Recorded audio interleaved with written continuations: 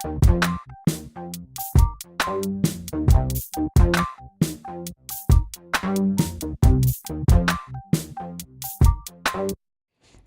Friends, welcome to Gomathi's kitchen.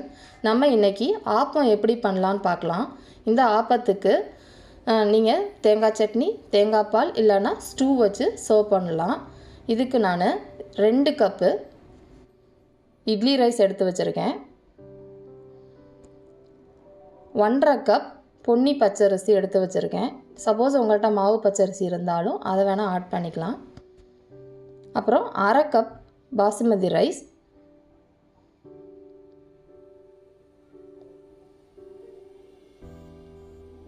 1/3 cup உளுந்து,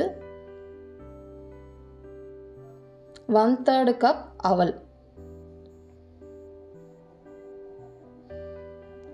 அப்புறம் 1 table spoon வெந்தயம். இப்போ நம்ம அவலை தவிர மற்ற எல்லா சாமான்லையும் ஒன்றா ஒரு 4லேருந்து 5 மணி நேரம் ஊற வைக்கணும். ஊற வச்சு கிரைண்டரில் அரைக்கணும். அரைக்க போகிறதுக்கு முன்னாடி ஒரு மணி நேரத்துக்கு முன்னாடி இந்த அவலை அதில் போட்டு ஊற வச்சுருங்க.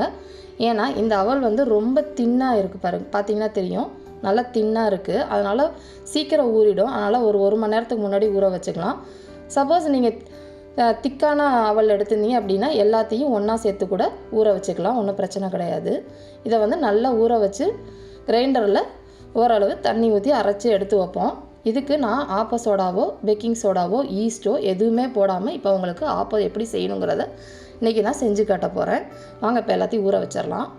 இப்போ நான் ஊற வச்சு 5 மணி நேரம் ஆச்சு. இப்போ நான் இதை கிரைண்டரில் போட போகிறேன். இப்போ கிரைண்டரில் நல்லா அரைச்சிட்ருக்கு. கிரைண்டரில் நீங்கள் ரொம்ப தண்ணி ஊற்றி அரைக்க வேணாம். எடுத்து வைக்கிறப்ப உப்பு போட்டு நல்லா கிளறி வச்சுருங்க. பிசைஞ்சு தண்ணியை நல்லா வச்சிட்டிங்க அப்படின்னா ஒரு 8 மணி நேரம் கழித்து பார்த்திங்கன்னா மாவு இப்படி நல்லா பொங்கி இருக்கும். இப்படி மாவு பொங்கி இருந்தால் மட்டும்தான் நீங்கள் ஈஸ்ட்டோ ஆப்பா சோடாவோ இல்லை பேக்கிங் சோடாவோ எதுவுமே போடாமல் உங்களுக்கு ஆப்பம் நல்லா இருக்கும். இதே மாவு வச்சு நான் பணியாரமும் செய்வேன். அதை உங்களுக்கு இன்னொரு நாள் அதை செஞ்சு காட்டுறேன். நான் மாவு திக்காக இருக்கும். அதனால் நான் இப்போ தண்ணி ஊற்றிக்கிறேன். தண்ணிக்கு பதிலாக நீங்கள் கோகோனட் வாட்டரோ இல்லாட்டி தேங்காய் பாலை கூட சில பேர் ஆட் பண்ணி ஊற்றுவாங்க. எது வேணால் நீங்கள் ஊற்றிக்கலாம். பட் மாவு இந்த கன்சிஸ்டன்சியில் இருந்தால் மட்டும்தான் உங்களால் ஆப்பச்சட்டியில் ஊற்றுறப்போ உங்களுக்கு ஒரே மாதிரி சுற்றுறதுக்கு ஈஸியாக இருக்கும். ஸோ இதே கன்சிஸ்டன்சியில் நீங்களும் மாவு ஊற்றிக்கோங்க. என்கிட்ட இப்போ ஆப்பச்சட்டி நான் வச்சுருக்கேன். இந்த மாதிரி இருக்கும். சப்போஸ் உங்கள்கிட்ட ஆப்பச்சட்டி இல்லை அப்படின்னா நம்ம நான்ஸ்டிக் பேனோட பார்த்திங்கன்னா ஒரு சின்ன செட்டில் ஒரே ஒரு சின்னது வரும், அதை வச்சு கூட நம்ம ஆப்பம் ஊற்றலாம். ஃபஸ்ட்டு ஆப்பச்சட்டியை நல்லா சூடு பண்ணிக்கணும். சூடு பண்ண ஆப்பச்சட்டியில் ஜஸ்ட்டு ஒரு கரண்டியில் மாவு அதில் ஊற்றுவோம். மாவு ஊற்றிட்டு ஒரே சைடாக நம்ம இந்த மாதிரி டேர்ன் பண்ணணும். இதுக்கு நம்ம ஆயிலோ நெய்யோ எதுவுமே ஊற்றணும்னு அவசியம் கிடையாது. ஜஸ்ட் இப்படி டேர்ன் பண்ணிவிட்டு வித்தின் 2 மினிட்ஸில் பார்த்திங்கன்னா ஆப்பம் ரெடி ஆகிடும். பட் கண்டிப்பாக மூடி வைக்கணும் அதுக்கு. இப்போ 2 மினிட்ஸ் கழித்து காட்டுறேன் உங்களுக்கு ஆப்பம் எப்படி ரெடி ஆகிருக்கும்னு.